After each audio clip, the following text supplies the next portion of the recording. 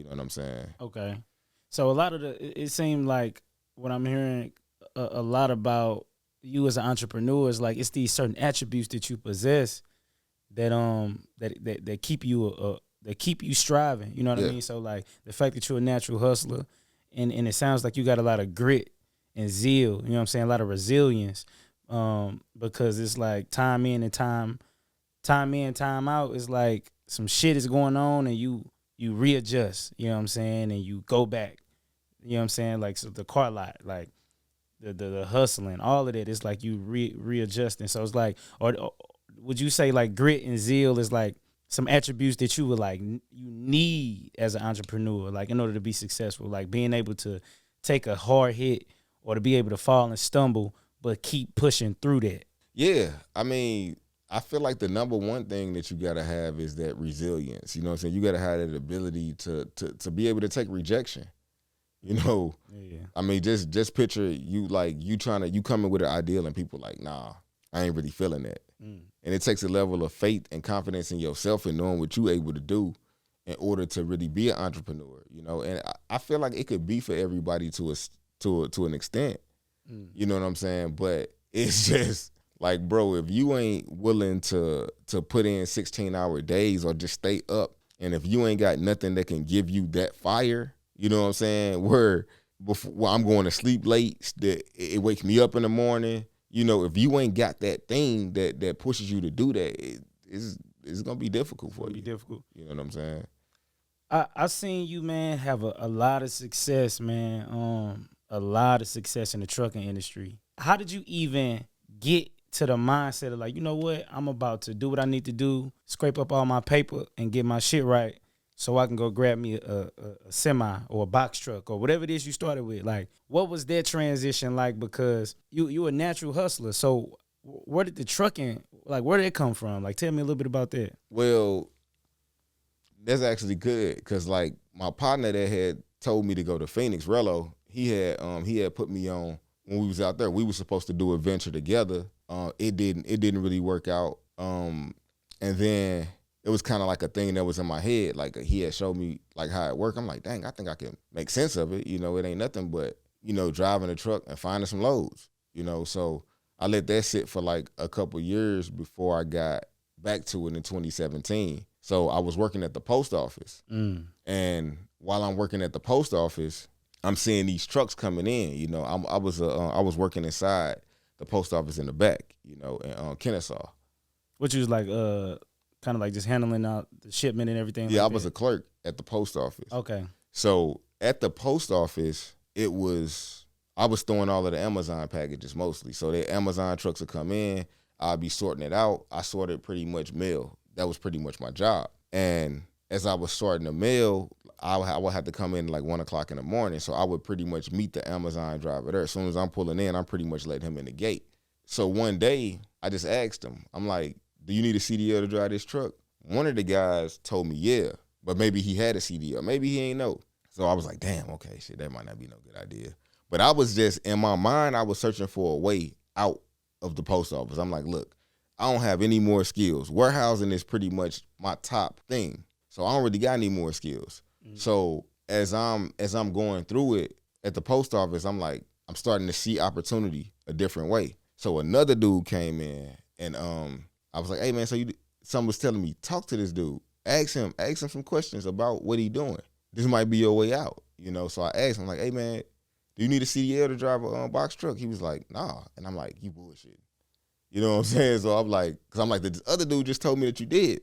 Right. But me, I'm like, I ain't finna take no word from no one person. Let me ask a couple more people just to see. Mm-hmm. You know what I'm saying? So fast forward a couple of days later, he came back and he showed me his check. It was for like $2,500. He was like, yeah, I made this in a few days. I'm like, damn, for real? So I started doing the math in my head. So it was easy for me. I'm like, shit. So I'm like, how I get started? So it was like a blessing, almost like coming in, because he ended up putting me on to where to go rent a truck from, and he put me in contact with the dude that he was getting his routes from.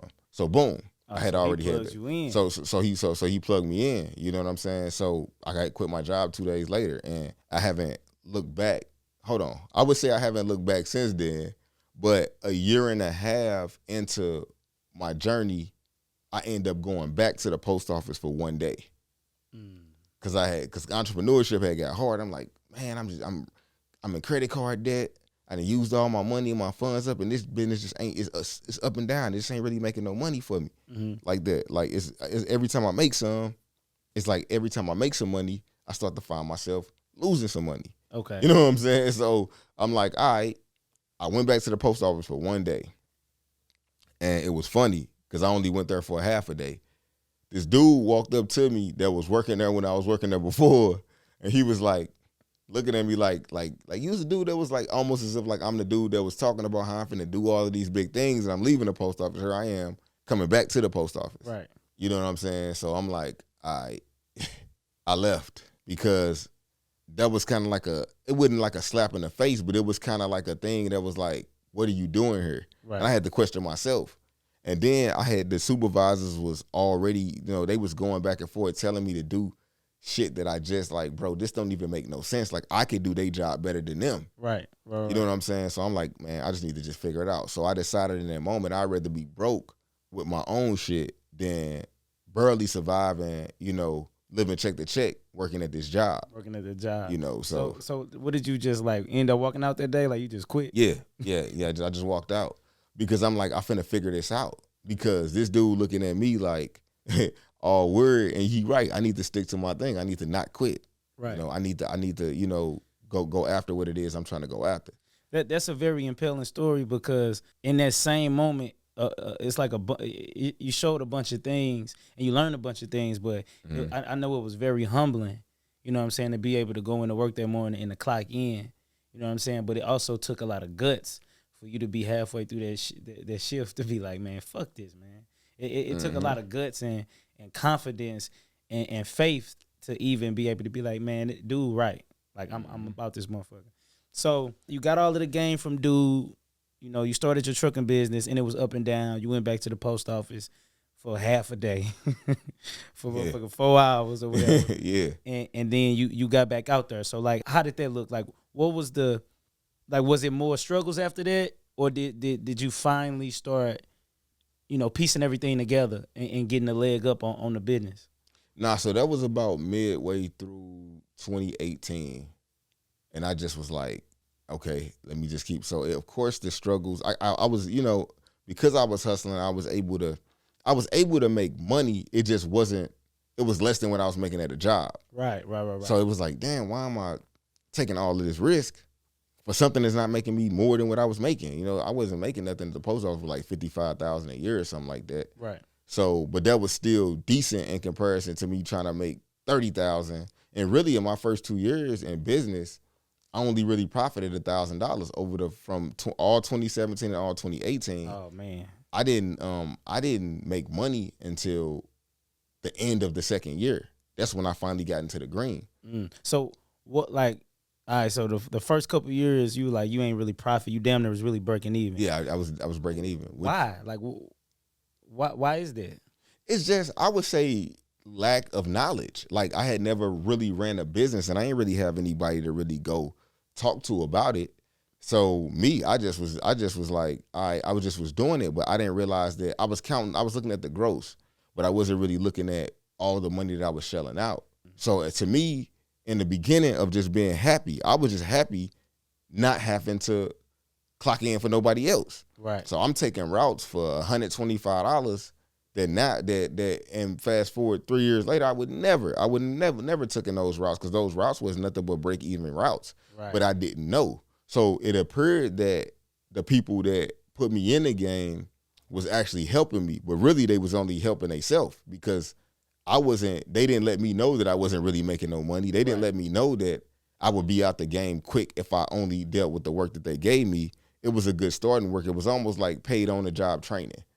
You know what I'm saying? But they was really putting me in a position to lose. But they didn't really understand the business themselves, essentially. Because most of the people that was in, they was like a one-man band. They wasn't really scaling for real. Right. They might have had maybe one employee, two employees, but they was really, I ended up surpassing them. By 2019, I had surpassed all of the people that was trying to give me game, because I'm always thinking scale, and they just wasn't really thinking that. Right. So it sounds like when you first got in that truck game, it's like you took a lot of your natural instincts and abilities, which is like hustling, and you took that approach in the trucking game, but that didn't necessarily that approach didn't necessarily work because when you hustling, you know, you don't have as much overhead like that. You know what I mean? Exactly. But when you got a business to construct and to sustain, you have to look into all of the moving parts. So you know, when you finally start realizing, like, what made you realize that? Like, what was the thing that made you realize, like, because I know you was looking at the big numbers, like, man, at the end of this month I did. At the end of this month I did. Bro, I was doing 175,000 for those first 2 years. I did 175,000 both years, but I had an employee. At 3 months into it, I had hired an employee. So I was trying to scale too quickly. I was trying to scale before I even understood what I was doing, because I'm thinking like, all I got to do is just get more trucks and I'll bring in more money. But nah, it don't work like that, because if you can't figure out how to manage $100, you can't figure out how to manage 100,000. That's just what it is. So if you can't make one truck work, how you gonna make two? Now, in a sense, you could, because to get a dedicated contract, most times you need like 5 trucks. So in that sense, you would just scale up at that time once you get that work. Right. You see what I'm saying? But in the streets, you don't have that overhead, and even just flipping cars. Even just flipping cars, I ain't really had that overhead. So that's why I like the people who like do hair and stuff like that, because you can really just service with your hands, and it's easy to succeed and make a high profit margin because you ain't got to pay nobody. Right. You know what I mean? So to get back on track on what I was saying though, like as far as the money I was making, once the wife, I had told her, I'm like, look, I need help. Because at the time, for the first year and a half, after I had went back to the post office, I had got frustrated. But I had never asked my wife for help on the business. I'm like, look, it's impossible for me to book the loads, do the payroll, do all of these different things while I'm trying to drive the truck at the same time. So I started giving her the back end stuff to do. And then now I just driving. So all my thing was to drive and find new work. That's it. And I gave her everything else, compliance, everything. She started doing all of that. So as I started to focus on that, I started to pick up better contracts, because now I ain't got to worry about payroll. I ain't got to worry about none of this stuff. She started doing all of that. So shit started to go fast. So I went from red. I was probably like, I had months where I was like, I wasn't even looking at the numbers. So I can't even say it's like I looked at them. Like by the time I looked at the numbers, it was a year and a half. I didn't look at the numbers until my card started declining. You know what I'm saying? So I was just going. I'm like, I probably had like 15, 20,000 cash when I started, and then I had probably like $40,000, $50,000 in credit. So as long as I had enough money to pay to get the truck fixed or whatever, as long as I could pay my employees and pay everything, I felt like I was good. I wasn't really looking at profit. I was just looking at me being able to pay everything. Then once she came in and she did the numbers, and she was like, you ain't really making no money for real. And I'm like, bullshit, man. I got this. I got a nighttime route and a daytime route. Man, bro, those numbers was horrible. Because I was just looking at what was coming in, but I never really matched the numbers up. So when she threw that shit in the spreadsheet, bro, it changed the game. She introduced me to the profit and loss. Keep in mind, my girl ain't having no business. She just trying to figure out how to help me. So she learning business stuff on her own. Right. She did that profit and loss. I'm talking about, bro, if you'd have seen the numbers, it'd have made you want to throw up. Like, you talking like months, I'm negative 17,000, negative 13,000, negative, bro. But so as I start, so then I learned. And it's like you couldn't really tell though, because the operation's still going. Because I was going smooth. You still able to, obtain things. See, if I was of this generation, I would have been, if we was at this point with trucking back then, where I ain't never even took a picture of my truck. Back in 2017, 2018, because it wasn't really no thing of being online. I wasn't really trying to show off that I was doing trucking like how it is now. But I could have looked like, back then, I could have sold a course and not been making no money because I had hella work then. Like niggas is still doing today, but that's another topic. Yeah, you know what I'm saying? So I could have sold that then because it looked good, because I had so much financial backing behind me, but when I did that, I learned the art of saying no. Okay. And that was the greatest thing, and the greatest change that I realized is that everybody not your customer. And I started saying no to anybody hitting me up for anything. So I broke my numbers down, and I was like, okay, in order to do 300 miles, I need this much. So now when people hitting me, I already know my number. I know how much I need already. So you can't just give me no numbers. So after I started doing that, you give me, I already know, nope. So nope. So as I started to say them no's, because what happened was I was so busy doing the busy work that I wasn't even available for the good work when it called. So I realized that if I just get 3-4 good runs a week versus 15 horrible runs, my profitability will still be greater. It'll be greater, yet the gross won't be great, but then I still have more of my time to continue to keep going to try to drive sales for the business. Right. You know, so yeah, it sounded like at first you was just running in place, really. Exactly. You know what I mean? Versus running with purpose. So all right, boom. So you got into your P&L.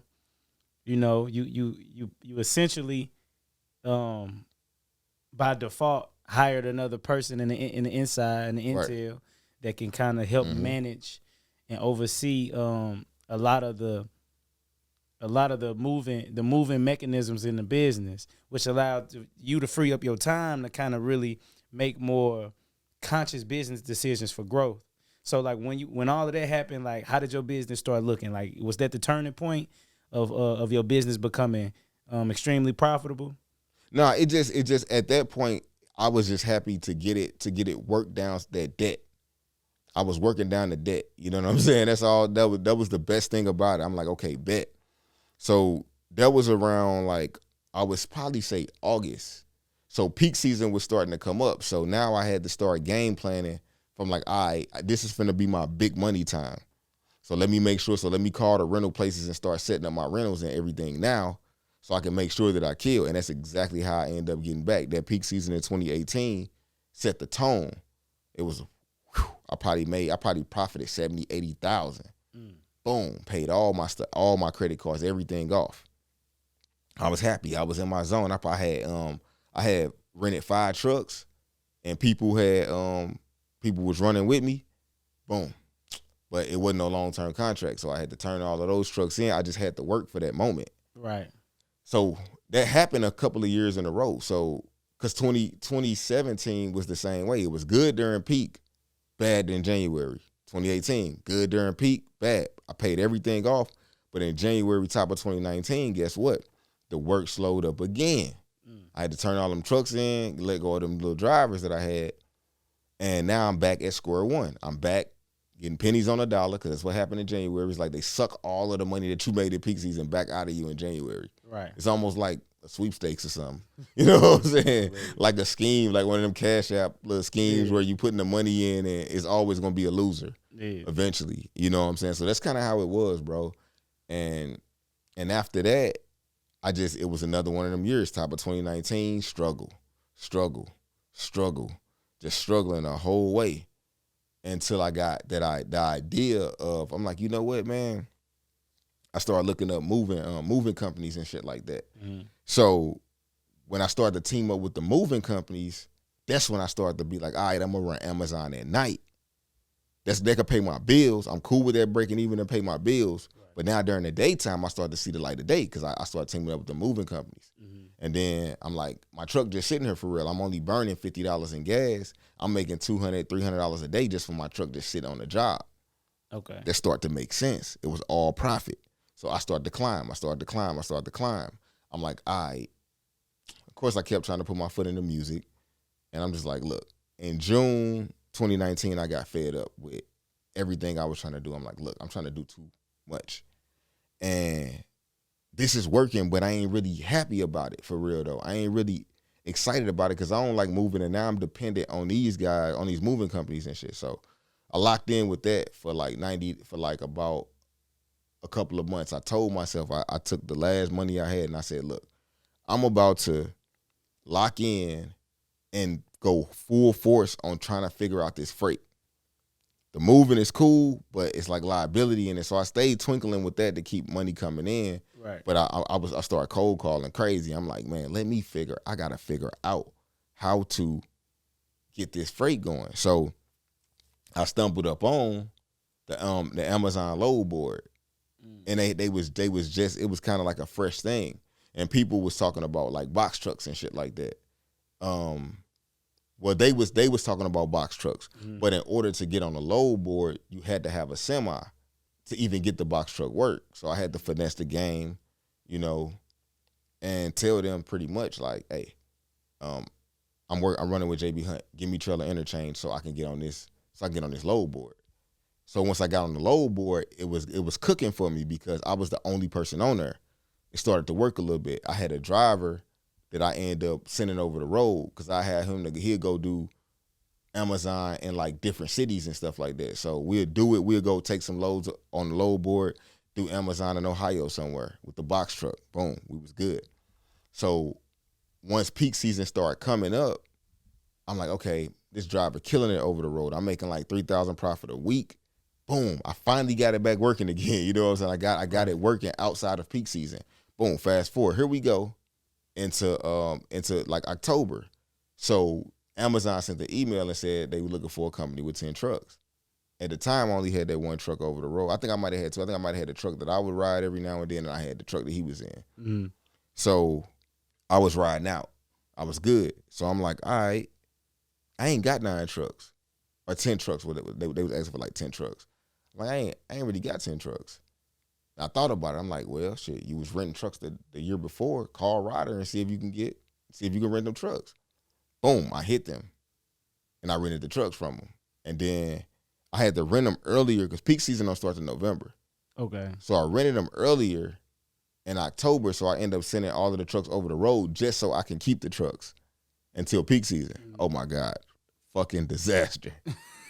So now I didn't pull Jess off of what she was doing, and now we both got 5 trucks that we dispatching for. 16 hours a day, bro. It was the most horrible month in life probably because she wasn't even cooking no more because she was down there trying to help me. We neglecting the kids pretty much.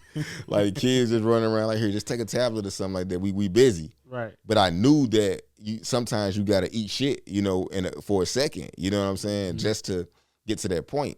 So I wasn't sure if the Amazon thing was real, but I was on faith. I'm like, fuck it, I'm finna secure these trucks because I know they do turn up during peak. But the dude was like, nah, we gonna I'm looking for some people for peak and potentially beyond. So I'm like, bet. Boom, grab them trucks. So fast forward, boom. After my disaster over the road and firing trucks and people leaving trucks in different places and all of that, we finally made it to peak season. I hired enough drivers to kill peak season, and that's when everything changed.